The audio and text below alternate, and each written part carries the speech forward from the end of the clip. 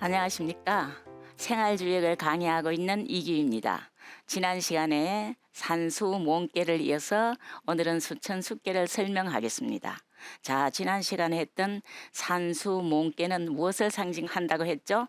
자, 산수 몽개는 어리다, 목매하다 그런 뜻이 있죠.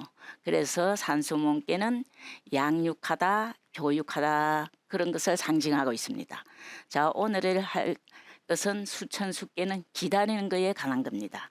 자, 그러면 무엇을 기다리는지 한번 볼까요? 자, 수천 숫개를 그림으로 보면은요. 자, 그림으로 이렇게 되어 있습니다. 위에 있는 감깨는 물을 상징하는 감깨가 됩니다. 그래서 여기서는 수가 됩니다. 자, 밑에 있는 건깨는 하늘을 상징하는 개입니다. 그래서 천이라고 얘기를 합니다. 요거 두 개를 합쳐가지고 이름 지은 것이 바로 수천 숫개에 해당됩니다. 자, 위에는 감깨가 있고 아래에는 건깨가 있는 것이 수천 숫개입니다. 양의 기운은 위로 올라가려고 하는 거죠. 위로 올라가려고 하는데 물 구덩이가 있어서 바로 급하게 올라가지 않고 충분히 기다렸다가 올라가는 것에 해당합니다. 자, 그래서 수천 숫개는 두 가지의 뜻이 있습니다. 기다리는 뜻이 있고 그 다음에 음식의 도라는 뜻을 가지고 있습니다. 자, 수천 숫개는요, 표현을 해보면은, 자, 수천 숫개에는 크게 두 가지 뜻을 갖고 있는데, 하나는 기다리다, 하나는 음식의 도입니다. 산수 몽개에서 교육이 끝나면서 뭐를 합니까? 초등학교 졸업하고 중학교, 고등학교, 대학을 졸업하면은 회사에 들어가게 되는 거죠. 회사에 들어가는 것은 자기 밥벌이를 하는 것으로 들어갑니다. 그죠? 그래서 뭐가 있어요? 음식의 도가 있습니다. 두 번째, 우리가 대학을 졸업하고 곧바로 어느 회사든지 막바로 갈 수가 없잖아요. 어떻게 가죠? 이력서를 내고 기다렸다가 오라 콜 할 때 가야 되는 겁니다. 그래서 기다릴 때는 어떻게 기다리면 되나요? 조급하게 기다리면 기회를 놓치게 됩니다. 편안한 마음으로 기다렸다가 콜 할 때 가야지 기회를 놓치지 않는 겁니다. 그래서 이걸 상어를 보면은요, 위에 물구덩이가 있습니다. 아래는 양이 있어요. 양은 기운이 위로 올라가는 게 됩니다. 그죠? 위로 올라가는데 조급하게 올라가지 않고 상황을 봐서 때에 맞게 올라가는 것. 기다렸다가 때에 맞게 행하는 것이 바로 수천 숫개에 해당이 됩니다. 자, 그러면은요, 한번 볼까요? 수는 유부하야 강형하고 정길하니. 어떻습니까? 강형하고 정길하니 이섭대천하니라. 이렇게 돼 있단 말이에요. 숫개는 뭐가 있어요? 믿음이 있어서, 믿음이, 성실함이 있어서, 강명하여 형통하고, 강명하다는 것은 양을 의미합니다. 형통하는 것은 순조롭다는 것을 의미하죠. 강명하고 형통하여 정도가 있어서 기라니, 정도가 있다는 거예요. 이따가 설명할 거예요. 정도가 있어서 기라니 큰 내를 건너는 것이 이롭다. 이렇게 개사로 적혀 있습니다. 자, 우리 64개의 개사의 이름을 짓고 개사를 붙인 사람은 바로 문왕에 해당됩니다. 자, 우리 그럼 볼까요? 자, 이제 간깨의 자연부터 한번 보겠습니다. 위에 있는 간깨의 자연. 자, 간깨의 자연은 물에 해당되고, 그 다음에 구름도 해당되고, 비도 해당되고, 달도 간깨에 다 해당됩니다. 그걸 한번 써볼까요? 표현을 해볼까요? 자, 간깨의 자연은 물이 되겠죠. 자, 간깨의 자연은요, 뭐가 되나 하면은요, 물이 되고, 구름이 되고, 비가 되고, 달이 됩니다. 그런데 이 개를 보면은요, 감에 해당되는 수가 하늘 위에 있어요. 하늘 위에 있으면 아직 비가 돼가지고 땅에 떨어지지 않았다는 얘기예요. 그죠? 그래서 구름이라고 표현을 한 겁니다. 자, 간깨의 덕은 뭐가 될까요? 간깨의 덕은 윤택함이 됩니다. 우리 물이라는 것은 마물을 윤택하게 길러주는 거예요. 우리 몸도 인체는 70%의 물로 되어 있기 때문에 우리가 이렇게 몸을 유지하고 살아갈 수 있는 거죠. 자, 그다음에 감깨의 덕이 윤택함이라면은 감깨를 보고 경계해야 되는 것은 무엇일까? 우리는 그거를 반드시 알아야지 삼가하고 조심할 수 있게 되는 거예요. 감깨의 경계는 함정이나 위험에 빠지지 않으려고 노력하는 겁니다. 조심하는 거예요. 그죠? 감깨는 우리 몸에서는 물을 관리하고 있는 심방광에 해당됩니다. 그리고 감깨를 가족으로 보면은요. 감깨를 가족으로 보면은 둘째 아들에 해당이 됩니다. 아시겠죠? 자, 그렇다면은 밑에 있는 금깨를 한번 볼까요? 금깨의 자연은 뭘까요? 자, 금깨의 자연은 하늘에 해당됩니다. 그죠? 하늘에 해당되고 그 다음에 나라에서는 군주에 해당이 됩니다. 자, 가정에서는 누가 해당되죠? 가정에서는 아버지에 해당됩니다. 기업체나 큰 회사 단체에서는 장, 사장, 부장, 대표, 전체의 대표가 금깨에 해당됩니다. 자, 금깨는 가장 위에 있는 거죠. 우리 64개 중에서 첫 번째 있는 게 금깨입니다. 그죠? 그래서 우리 신체에 있어서는 어디에 해당될까요? 머리에 해당됩니다. 부, 그죠? 수, 머리에 해당되죠. 그다음에 감깨에 있어서는 경계해야 될 게 다양만 있습니다. 순양으로 돼 있죠. 그죠? 순양이면 어때요? 치밀함이 결여될 수가 있습니다. 매사를 할 때 치밀하게 할 것을 경계하면 됩니다. 그리고 가장 큰 덕은요. 금깨의 가장 큰 덕은 성실함입니다. 자, 성실하다는 것은 뭡니까? 어떤 일을 정해놓고 지극히 성실했을 때 그 목표를 달성할 수 있는 노력, 끊임없는 노력을 성실함이라고 그러는데, 자연은 건도는 보면은 건도의 운행 순서를 우리 금깨에서는 원형이정 이렇게 얘기를 했습니다. 그죠?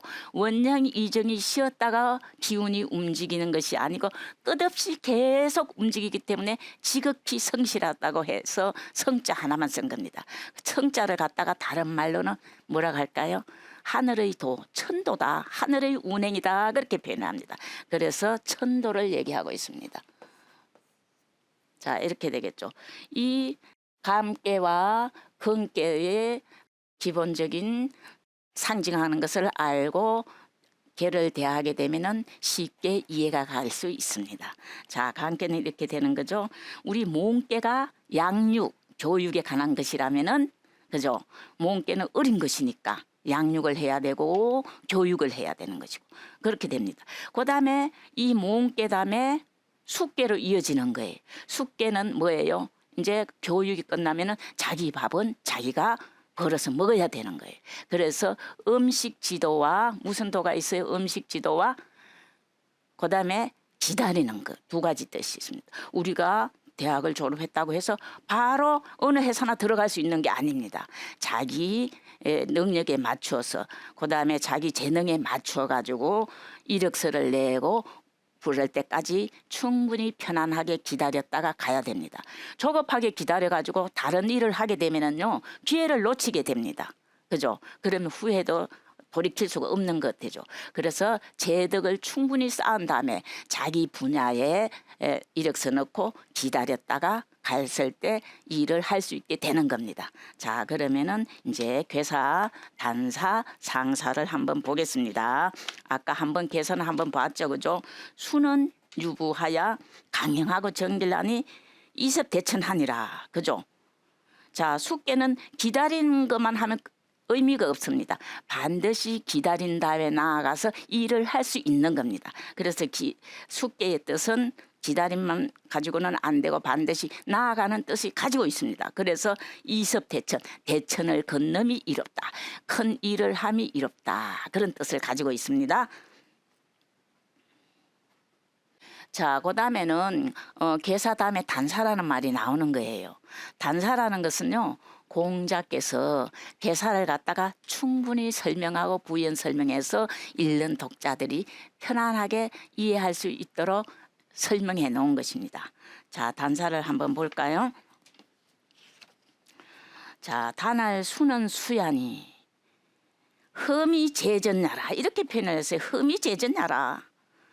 강건이 불암하니 기의 불공궁의라 그렇게 돼 있어요.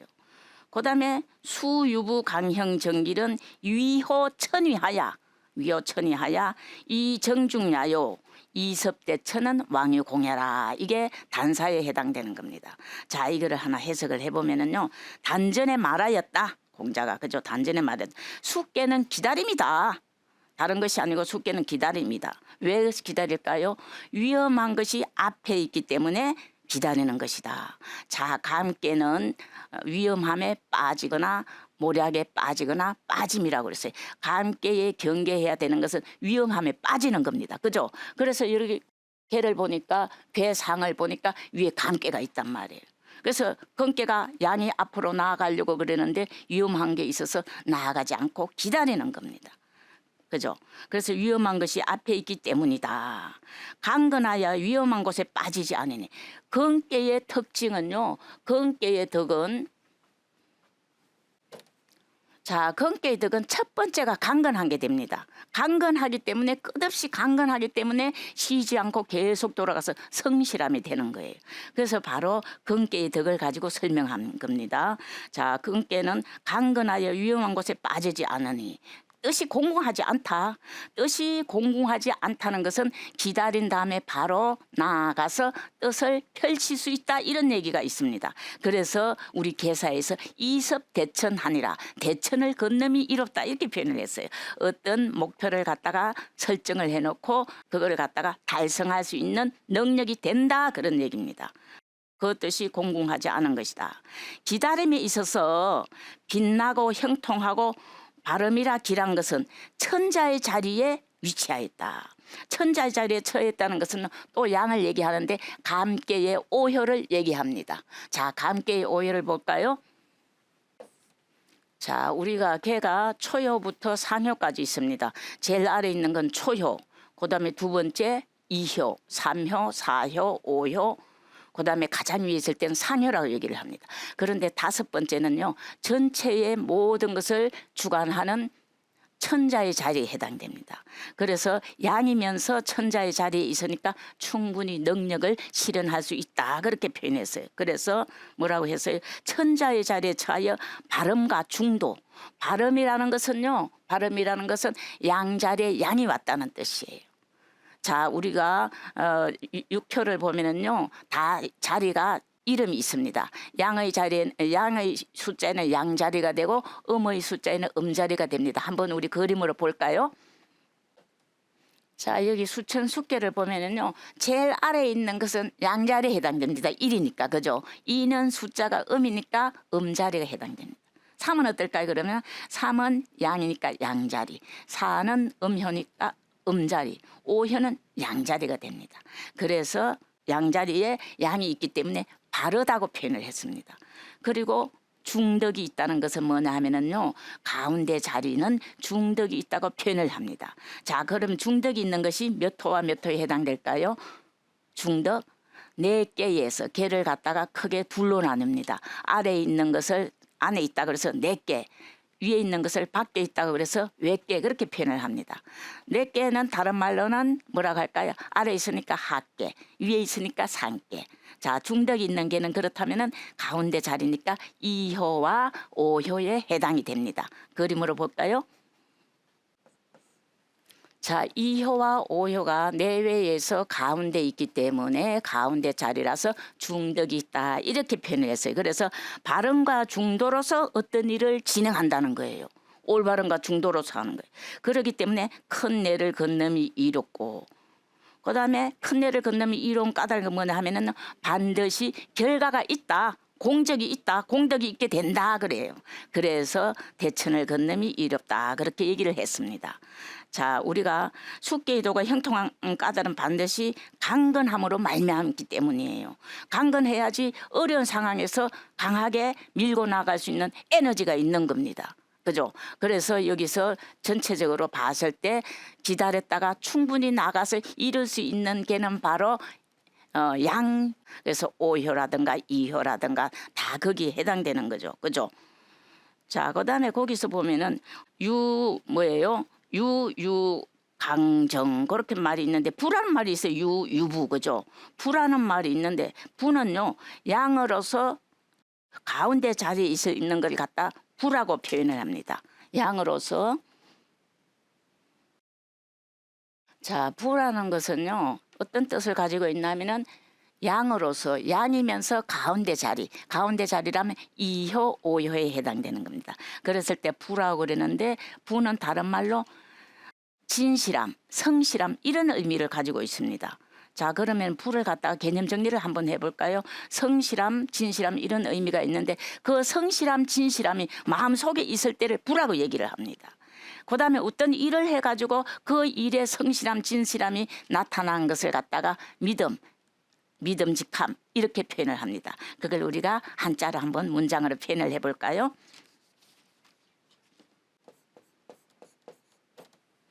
자 우리가 한자로 부라는 것을 표현할 때 진실함, 성실함 그런 얘기를 의미하는데 한자를 보면 어떻게 되어 있습니까?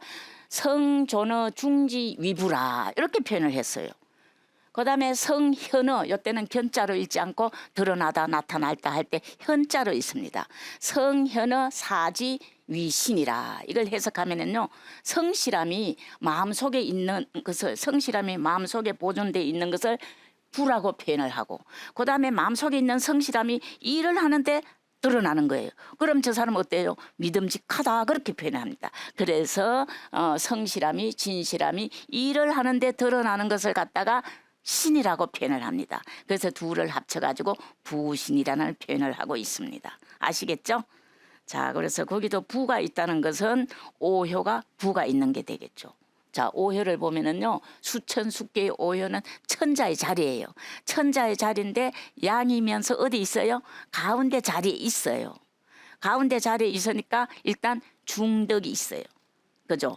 양자리에 양이 왔기 때문에 뭐라고 표현할까요? 정이라고 그래요. 자, 한번 그거를 한자로 한번 표현을 해볼까요?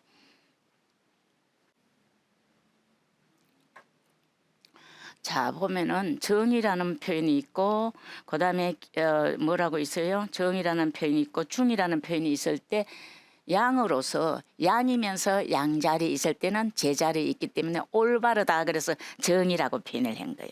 정도가 있고 그 다음에 가운데 있으니까 중도가 있으니까 모든 일을 하는데 실수 없이 다 진행할 수 있기 때문에 대천을 걷는다 그렇게 표현을 한 겁니다.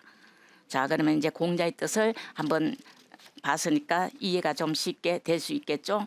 자, 그 다음에는요, 이 이제 전체적인 효, 육효 중에서 한효를 설명했을 때는 소상전이라고 표현합니다. 그 다음에 우리가 상활, 개사 있고 단전이 있고 상전이 있을 때 그 상전은 한 개의 6효를 한꺼번에 설명을 하고 있는 겁니다. 그래서 그거를 갖다가 대상전이라는 표현을 해요. 상이 크잖아. 6개를 한꺼번에 설명하니까. 그죠? 그것도 물론 공자가 설명을 한 겁니다. 자, 우리 대상전을 한번 볼까요? 자, 대상전을 보면은요. 어떻게 되어 있습니까? 상할 운상어천 구름이란 표현이 바로 나옵니다. 감께는 물이지만 하늘 위에 있기 때문에 표현을 구름이라고 한 거예요. 하늘보다 더 위에 있을 때 어떨 때 보면은요. 달로도 표현할 때가 있습니다. 그죠? 상할 운상어천이 순이 군자 이하야. 군자 이하야 음식 연락하나니라. 의미가 아주 음식 연락이 나옵니다. 기다리는데 왜 음식 연락이 나올까요? 그죠? 자, 그걸 한번 볼까요? 상할 우선 해석부터 한 다음에 해설을 하겠습니다. 상할 상전에 말하였다.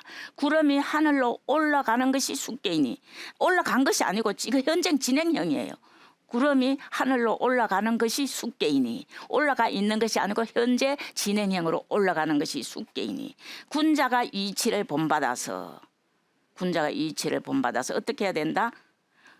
음식을 먹으면서 편안하게 즐기는 것이다. 참 의미가 깊죠. 음식을 먹으면서 즐기는 거예요. 왜? 편안하게 기다리는 것을 갖다가 그렇게 표현을 한 거예요. 일단 하나하나부터 설명을 해보겠습니다. 자, 거기 보면은요, 뭐가 나오죠? 음식을 먹는다는 것은 편안함으로 기다리는 것을 제덕을 쌓아가지고 구름이 하늘 위로 올라갔다고 하지 않고 구름이 하늘로 올라가고 있다는 것은요 군자가 제덕을 쌓는 걸 얘기합니다. 군자 휴기 제덕. 자, 군자가 재주와 능력과 기공과 덕을 쌓는 것을 갖다 구름이 올라가는 것에 비유해서 설명을 했습니다. 그거를 보면은요. 자, 군자 구름이 하늘로 올라간다는 것은 그 제덕을 쌓아가지고 쌓으면서 기다리는 것을 가지고 설명했어요. 쌓기만 하면 안 돼요. 그거를 쌓은 다음에 어떻게 해야 돼요? 바로 나가서 쓸지 않고 때가 되었을 때 써야 된다는 거예요. 주역에서 가장 중시하고 있는 것은 뭐라고 그랬어요? 시중, 때에 맞춘다. 그렇게 표현했어요. 그죠? 자, 그 제덕을 쌓았다고 해서 바로 나가서 쓸 수 있는 것이 아니고 때에 맞게 나가야 된다. 그렇게 했어요. 그래서 맹자는요, 때가 가장 중요함을 표현한 것이 있어요. 맹자는 참 맹자는 말씀도 잘하셔서 그 맹자의 편을 보면은요, 비록 아무리 지혜가 많이 쌓이으나 뭐만 못하다, 새를 타는 것만 못하다. 새는 시새를 타는 것만 못하다. 그런 뜻이 있어요. 그래서 그거를 갖다가 우리가 문자로 한번 보면 어떻게 표현이 되어 있냐면은 수유지혜나 비록 지혜가 있으나 불여 성세라 시세를 타는 것만 못하다. 그 표현을 한번 우리가 맹자의 말씀을 글로 한번 표현해 볼까요? 자, 때의 중요함을 공자는 우리 주역을 통해서 모든 64개 384회를 시중을 가장 중시했어요. 그런데 나중에 봤을 때 공자는 맹자는 한 공자보다 한 100년 뒤의 사람이죠. 그분은 때에 대해서 중요함을 이렇게 표현했어요. 비록 지혜가 있으나 제덕을 충분히 쌓아가지고 많이 알고 능력도 가지고 있지만 때에 맞지 않을 때는 의미가 없다. 그런 표현을 갖다가 뭐라고 표현했습니까? 수유지혜나 비록 지혜가 있으나 불여 뭐뭐만 못하다 그런 뜻이에요. 뭐만 못해요? 시세를 타는 것만 못하다 이러면서 맹자께서는 때의 중요함을 그렇게 표현했는데 우리가 여기서도 군자가 뭐예요? 구름이 하늘로 올라가고 있는 것이 숙계이니 아직도 진행 중에 올라가고 있는 것이 숙계이니 군자가 이치를 본받아서 음식을 먹으면서 편안하게 기다려야 된다. 편안하게 기다리지 않고 조급하게 제덕이 쌓이지 않는 상태에서 나아가게 되면 어떻게 된다는 거예요? 나아가게 되면 자기 뜻을 이룰 수가 없다는 거예요. 그죠? 그래서 때의 중요함을 가지고 편안하게 기다리는 걸로 공자께서는 상징을 했던 겁니다. 비유를 했던 겁니다. 자, 오늘은 여기서 마치고 다음 시간에 이어서 육회에 대해서 설명하겠습니다. 감사합니다.